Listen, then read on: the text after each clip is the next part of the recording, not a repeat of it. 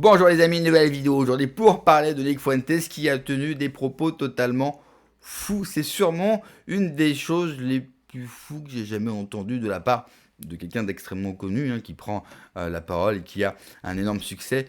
Là, il était vraiment en roue libre, même si, attention, ne vous arrêtez pas à certains mots, il faut comprendre bien sûr le fond de sa pensée et on va en discuter. Mais juste avant de l'écouter, comme d'habitude, n'oubliez pas de vous abonner, le pouce, le commentaire, le partage, de booster la vidéo. C'est important, vous le savez, je suis totalement censuré sur la chaîne principale, donc je compte sur votre soutien. On l'écoute et on en parle juste après. Why is Hitler cool? I'll tell you why very simply. Because what Hitler represents is if white people didn't give a fuck. That's what it represents. When you see Hitler, when you see the edits, when you see the vision, and what is the vision? The vision is grand architecture, beautiful fashion, an unstoppable military. You see white people without limits, without restraint. You see white people without the self-imposed guilt, the shame. When people see a Hitler edit and say, that's cool, they don't think about the Holocaust. There's nothing cool about killing people. I'll just go on the record and say that. There's nothing cool about killing people. There's nothing cool about exterminationist ideology. There's nothing cool about anything like that.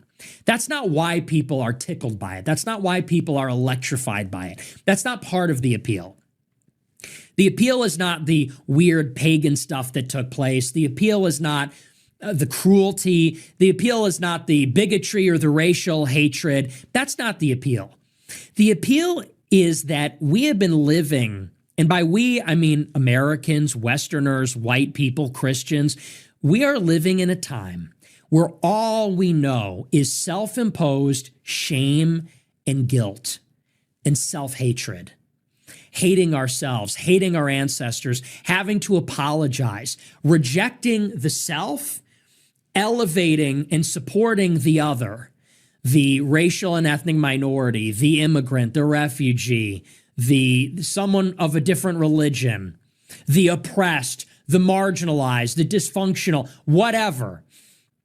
And we have to feel sorry. We have to feel bad. We have to listen to HR representatives. We have to do environmental studies. We have to do studies about indigenous peoples. We have to do land acknowledgments. This is the society we've grown up in. We watch movies where we're the villains, TV shows where we're the villains, always. You watch Chicago PD, great show. Chicago PD, it's a show, it's a drama about police in Chicago. What do police in Chicago have to deal with every day? What in real life? Take a wild guess. What do Chicago police in real life have to deal with? They have to deal with black gangbangers. In the South Side, the West Side, the teen takeovers. They have to deal with the Latin Kings. They have to deal with Hispanic gang members. In the show, you would know that. It's always white people. And in the movies, the villain, always white people. In Star Wars, the new Star Wars, the Disney Star Wars, it's a ragtag group of Asians, blacks, Asians, Hispanics, women, I think I said Asians twice, against white supremacist men in the empire.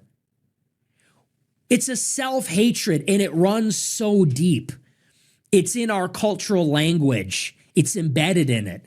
And it's ubiquitous and it's everywhere. And what people see in this transgressive narrative, what we're shamed about, is this idea, what if we took the chains off?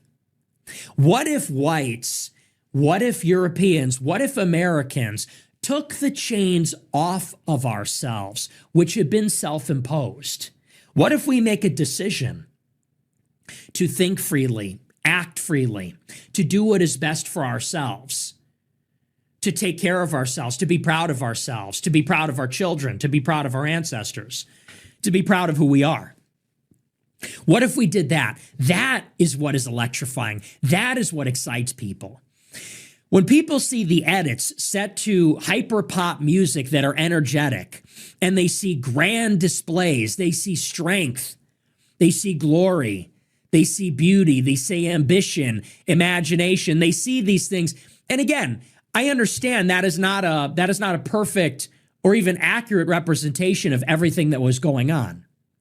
It doesn't account for the atrocities. It doesn't account for the cruelty and those things that were done. But to celebrate for a moment the forward-thinking nature of those things, the optimism, the pride, it gives people a kick because we're so used to the exact opposite. That's the appeal. What it represents is, what if we went hard as fuck? That's what Hitler represents. What if white people went hard as fuck and we didn't have to pander? We didn't have to pander. We didn't have to make excuses. We didn't have to apologize. We didn't have to do all these rituals, humiliation rituals that we have to do. It wasn't refugees welcome. It wasn't we're so sorry. It wasn't the original sin of slavery. It wasn't our ancestors were evil. It wasn't, well, we're trying to be better and we're doing the work and we acknowledge we're on stolen land. It was, what if, fuck it, we're going hard. That's what it represents. And that's why young people are drawn to that. And I don't think that people should make that, I don't think that people like Piers should make that a sticking point. I think that's a big mistake. Because if you make that a shit test, disavow Hitler, you have to say Hitler isn't cool. He said, you need to listen to this old Jewish guy. You have to listen to Finkelstein or whatever. You have to listen to this guy talk about his mom and dad. People are going to say, you know what? We don't want to hear it. We don't want to hear it. I don't want to hear another guest. I don't want to hear another foreigner, because that's all it is. That's what American history is. It's Columbus killed the natives, then we enslaved the blacks, then Hitler killed the Jews, then we were racist, and we're all pieces of shit, and we should all hate ourselves, and that's why we need to bring on the immigrants, because we deserve it, because we shouldn't exist, and we're all terrible. And if you're telling us that we have to repudiate, oh, you have to say Hitler's not cool, you can never make jokes and you can never say anything, and you need to feel shame and you need to make me feel your shame, you need to mean it when you're ashamed, people are going to say, fuck you. Fuck off. I don't want to hear Ben Shapiro talk about the Holocaust. Fuck you. Go home. I'm not going to feel sorry. I'm not going to feel bad. And you want to know why? And everyone understands this. Our country is going to shit. Everyone knows it. That's the bottom line. Je suis désolé, mais j'adore ce type de discours décomplexé. C'est ça, la radicalité en politique. Alors je sais que certains vont être choqués, bien sûr, et je vous l'avais dit, il y va fort, très fort, surtout quand il commence à nous parler d'Hitler et des vieilles images qu'on peut voir de l'Allemagne, par exemple, des années 30, on se dit, oula, dans quelle direction part-il? Mais il a tellement raison. Je suis désolé, au moment où on nous vante le multiculturalisme, mélangez-vous, c'est une richesse.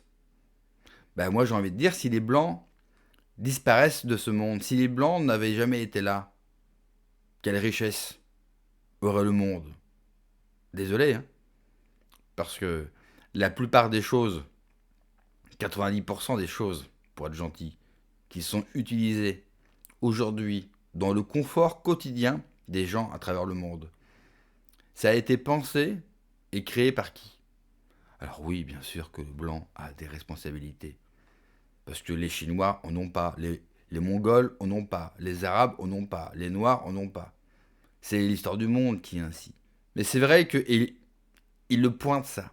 Il n'y a vraiment que les Blancs pour s'interroger sur leur existence même. D'ailleurs, qui a aboli l'esclavage? Il s'est interrogé sur cela. Les Blancs, dans d'autres pays, ça continue et ils ne s'interrogent absolument pas sur le sujet. Quand les Blancs découvrent l'Amérique et notamment l'Amérique latine, ils se sont interrogés. Il y a eu des grands débats à l'époque pour savoir si ces êtres-là avaient des âmes. C'est le propre du blanc de toujours s'interroger sur son existence.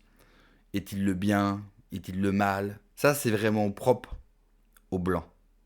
Ailleurs, ils tracent leur chemin sans jamais se retourner. Alors c'est une force pour eux. Et puis aujourd'hui, on le voit. Si vous prenez ce qu'on appelle le Sud global, eux, ils ne sont pas en train de se demander s'ils ont été bien, s'ils ont été mauvais.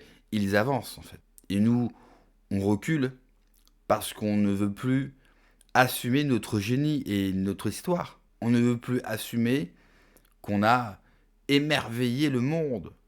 par notre progrès, par nos idées. La plupart des idées politiques ou même sociétales que vous trouvez à travers le monde ont été pensées par des blancs. Alors quand on nous dit en France qu'il faut avoir honte de nous-mêmes et qu'il faut nous mélanger avec des gens qui n'ont jamais rien créé de toute leur histoire, et que cela va nous apporter une richesse, parce qu'avant on n'était pas riche, quoi. Il ne faut pas avoir honte de dire que le blanc a apporté une richesse au monde extraordinaire, que le monde n'aurait jamais eu, parce que d'autres sociétés n'ont pas cette capacité et cette réflexion que nous avons et qui est propre à nous. Mais nos ennemis ont retourné cette propre réflexion sur nous-mêmes, que nous avons en permanence d'ailleurs, et que nous avons toujours eu, pour nous détruire et pour nous asservir. Alors en même temps, vous savez, Nick Fuentes est américain. Et il faut toujours rappeler que si le blanc en est rendu à ça aujourd'hui, c'est pour beaucoup la cause, bien sûr, de l'empire américain, de l'influence américaine, qui a fait en sorte, bien sûr, de nous mettre ça dans nos esprits, pour en premier lieu, bien sûr, affaiblir la puissance des pays en Europe. Donc ils sont responsables. Le problème, c'est que ça s'est retourné contre eux. Et qu'aujourd'hui, même s'ils ont Trump, même s'ils ont J.D. Vance et qu'ils ont une administration compétente, eh bien, ils ont d'énormes problèmes. C'est pour ça que Donald Trump part un petit peu dans tous les sens et qui tente des coups. Parce que c'est un homme d'affaires qui tente des choses, parce qu'il sait qu'il doit aller vite, car en face de lui, des pays comme la Chine ou d'autres sont en train d'accélérer et prennent de l'avance. Alors nous, je ne sais pas si on arrivera à se réveiller et à briser nos chaînes, comme le dit très bien Nick Fuentes. Arrêtons d'avoir honte. Quand vous êtes français, comment pouvez-vous, et moi c'est quelque chose qui me dépasse, comment pouvez-vous avoir honte de votre histoire, de votre pays? Il n'y a rien de plus bandant que d'être français, mais l'histoire de France est extraordinaire. Beaucoup de gens adorent les séries américaines, comme notamment Game of Thrones. Mais Game of Thrones, c'est même pas un dixième de l'histoire française. Le panache à la française, les conquêtes, les victoires, les inventions, le génie français. Que serait le monde sans la France? Que serait l'Europe sans la France? Que serait le monde blanc sans la France? Et on arrive à avoir honte de nous. Ils ont réussi à mettre ça dans nos esprits, alors que dès que vous ouvrez des livres d'histoire, vous ne lisez que grandeur et que des histoires extraordinaires, que des personnages incroyables qui ont façonné ce pays avec leurs idées, avec leur volonté. Et nous, on devrait avoir honte et on devrait se mélanger pour plus de richesse. Mais la richesse, on l'a déjà au fond de nous. Le seul problème, malheureusement, c'est qu'on l'a oublié. Merci d'avoir regardé la vidéo, les amis. N'oubliez pas de vous abonner, le pouce, le commentaire, le partage, le pouce de la vidéo. Vous connaissez la musique, mais c'est important pour lutter contre la censure. Prenez soin de vous, que Dieu vous protège. Allez, ciao.